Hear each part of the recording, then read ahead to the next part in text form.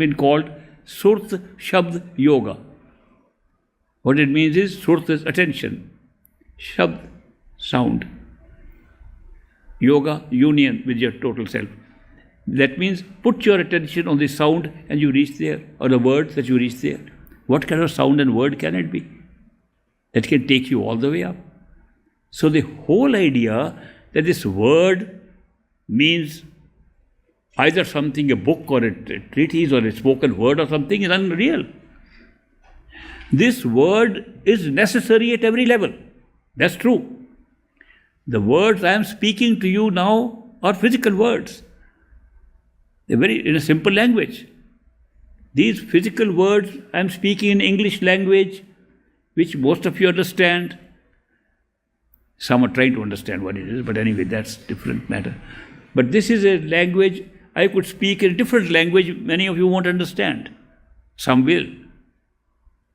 These words I'm speaking are called Varanatmak Shabd. That means word that can be spoken and written. That has to be the beginning of our spiritual exercise.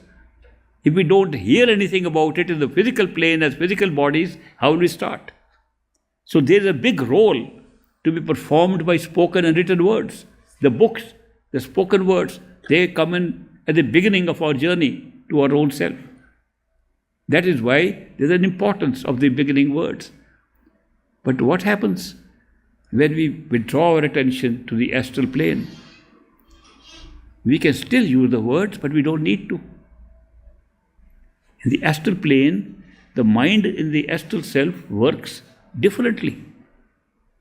It works through what we physically call telepathy. Telepathy means you think something, other person understands. That's a normal way of understanding each other at the astral plane. It's a normal way. And you notice a very interesting thing. In telepathic communication, you are not conveying words. You are conveying the meaning of words.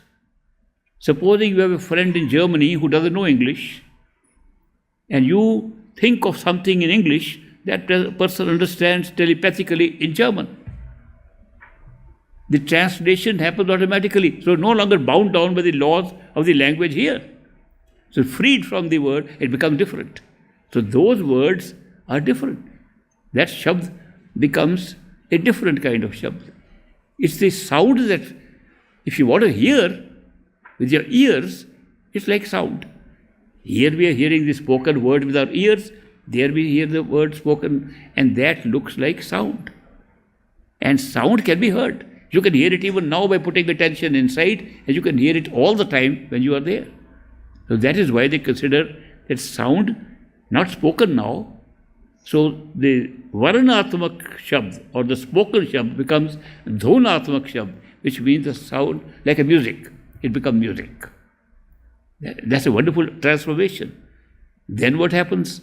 Supposing you withdraw your attention from the astral plane and go over to the causal plane. What happens to the sound? Sound changes. The sound here, the spoken words, are starting when I begin talking and they end when I stop talking. The telepathic language that is used in the astral plane starts when you start telepathy and ends when you stop. When you go to causal plane, a sound is there which it appears to you you have been hearing all the time. It's not that you started hearing when you were there. That you've always been hearing it. That's the first thing that happens. So that is why the Varanatmak Shabd, spoken language, becomes Dhunatmak Shabd, becomes the music, and from music it becomes Anhad Shabd, one that has no beginning and no end. And you can feel it as an experience, not just by description. And what happens after that? Then you leave the three regions that become, you can't describe it because there's no space and time there, but simple way of describing it, it's called Sar Shabd, which means the true sound, which is your own self. There you discover it is yourself. That what you are hearing here is also yourself. What you hear inside is also yourself. What you hear in the next region is also yourself. In your true home, we call it Sat Shabd, a true sound, which is totality of everything, still sound. That is where the meaning of the word has been used in all the scriptures. And we fail to realize we are talking of something of the self and consciousness. We're talking of totality of consciousness when we say the word. Anyway, I'm sharing these things with you because you can all find the truth of this insight.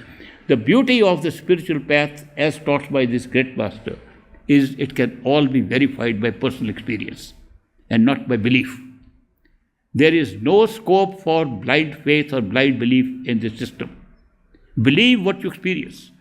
If you experience little, believe that. But don't disbelieve the rest because you haven't experienced.